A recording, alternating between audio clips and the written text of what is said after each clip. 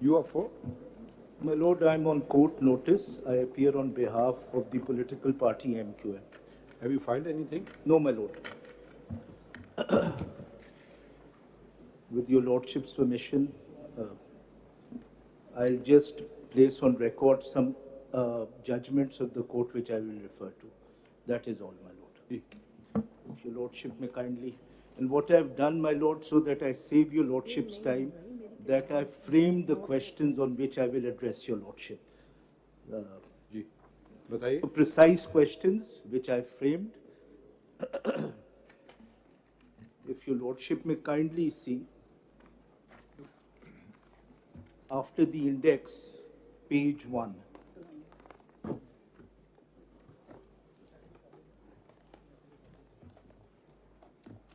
For your Lordship's convenience, I'll just read through the questions and then I'll make my submissions. If you read the question and answer at the same time, it will be better. Okay. So what I'll do, my Lord, there are basically these questions which I framed. Basically, I'll make submissions, my Lord, on these 4 or 5 broad propositions. I will not question the maintainability of these petitions. I think the petitions are maintainable, my Lord. What I will be arguing that they should be dismissed on the merits and the law should be upheld as constitutional. But I don't question the maintainability of these petitions, my Lord. Number 2, my Lord, I'll stick to constitutional arguments, my Lord. I will not go into the background of this law, and I'll stick to the questions which your Lordships have addressed. The primary question which your Lordships have addressed is one of legislative competence. And I see that question as having 3 parts. The first part of that question deals with the legislative competence to legislate on practice and procedure.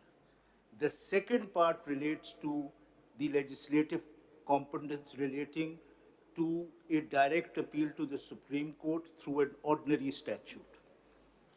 And of course, connected to that is the question which I've stated in the second, but it actually has 2 parts. One is that where does the legislative competence come to legislate regarding an appeal to the Supreme Court? And connected to that question is whether that appeal can be provided through an ordinary statute or does it require a constitutional amendment? So these are these 3 broad questions. But I think the central question which is before your Lordship is whether what is the relationship between the rules and the Act? Are the rules subordinate to the Act? Are the rules at par to the Act? Are the rules, can the rules override the Act? And as I would be submitting before your Lordship, that I think none of these 3 scenarios apply. At times, the rules will override the Act, and at times, the rule will be subordinate to the Act. So I will place before your Lordship this 4th option. My Lord, then what I'll do is I'll move on to each of these sections. And there are precise questions which your Lordships have raised regarding the various clauses and their constitutionality and problems. So I'll take your Lordship through each of these sections, from section 2 to section 7. And in the end, my Lord, I would like to address your Lordship regarding 2 judgments. My Lord, I think there are 2 central judgments which the petitioners have relied upon as legal precedents for the principles of law and constitutional principles which the petitioners have placed before your Lordship. One is the Kakar case, PLD 2012 Supreme Court. And the other is a recent judgment of this court, the Ghulam Muhyiddin case. Now, if the petitioners are correct in terms of their reading of these judgments, then in terms of these judgments, this law would be unconstitutional. So my submission on this legal precedent would be crucial. I'll be making the submission that as far as the Bas Kakar case is concerned, PLD 2012 Supreme Court, that is clearly distinguishable in terms of the law which was involved, the Contempt of Court Act 2012. But as far as Ghulam Muhyiddin case is concerned, which concerned the Review Act which was part, I would be respectfully submitting before your Lordship that parts of those judgments have to be revisited. Not the entire judgment, but parts of that. My lord, let me Parts come of to it my have to be revisited, revisited. but only parts of that judgment, my lord. My lord, if I may take your lordship to my first submission. And my first submission, as his lordship, what I've done is that I framed the questions and then I framed short answers and then I'll make submission. Let me just read the question. The first question is, and this is a question I think which has been troubling her ladyship, Justice Aisha Malik, whether the term law occurring in Article 191 Constitution 1973 includes acts of parliament, whether the term law occurring in Article 191 itself confers legislative competence and or requires legislative competence to be based on some other provision of the Constitution and or legislative entry in the fourth schedule. If the Parliament has the power to enact a law, enact such a law, then what are the limitations of such a law? My lord, if your lordships may turn to the third page of the brief note which I've given your lordship, and the heading is B, where I deal with this question. Now, my lord, the term subject to law. Now, question has occurred and repeatedly been asked, is this conferment or is this restriction? What I would be submitting before your lordship is that it is both. It has two parts, subject to and law. So subject to restricts and law confers. Now, let me first clear I think it is a confusion which has occurred, whether the term law as used in Article 191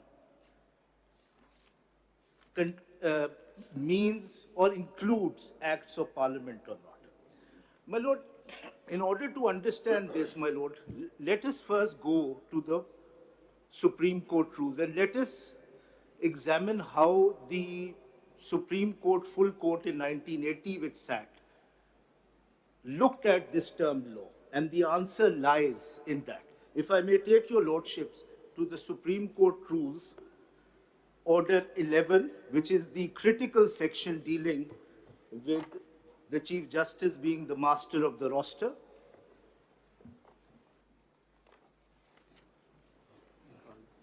How did they understand this term law?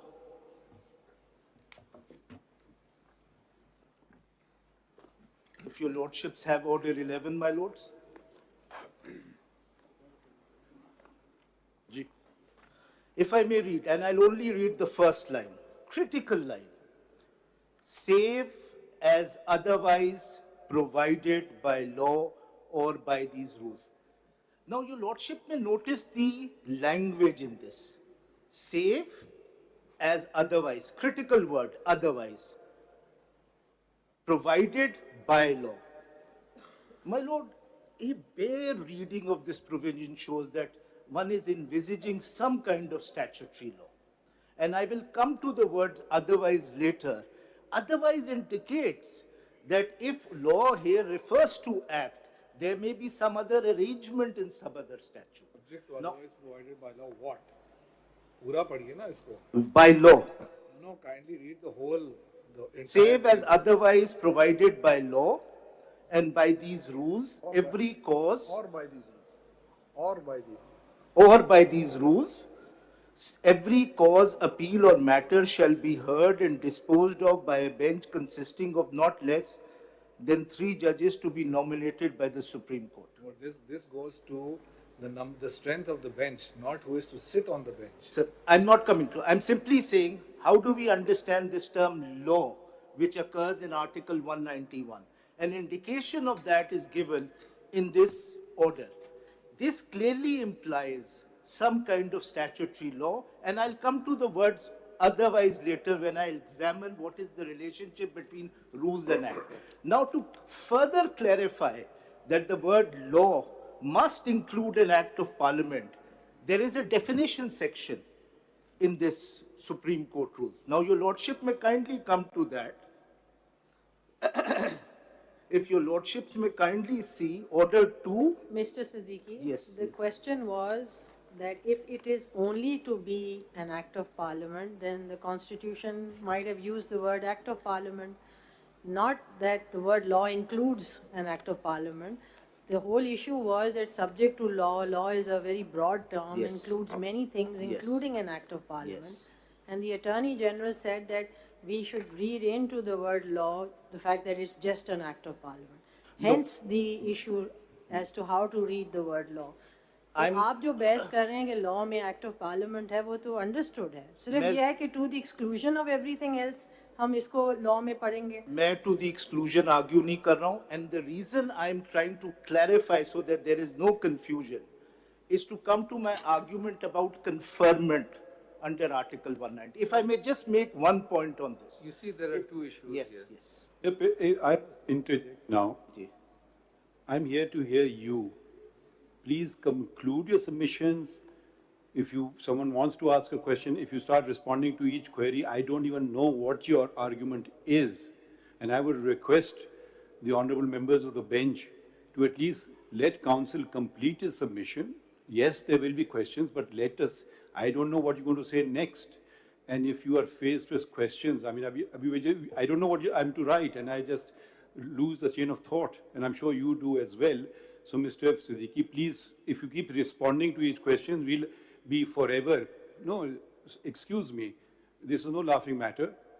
My lord, No, from morning to night on the first day we worked, every second of this court is time of the people who have invested heavily in this institution. 3 full days have worked. Now we are on the 4th day. We can endlessly hear one case in the year, and that's a performance. And all the other cases will get left behind, and all they will keep mounting up. So please, there are 15 of us, and all of us have questions, and undoubtedly valid questions. Please complete your chain of thought, and if you keep responding, I don't know what your contention is, I will never understand it. If I may just complete this. Please keep submitting your If I may just, submissions. I'm very grateful to your lordship.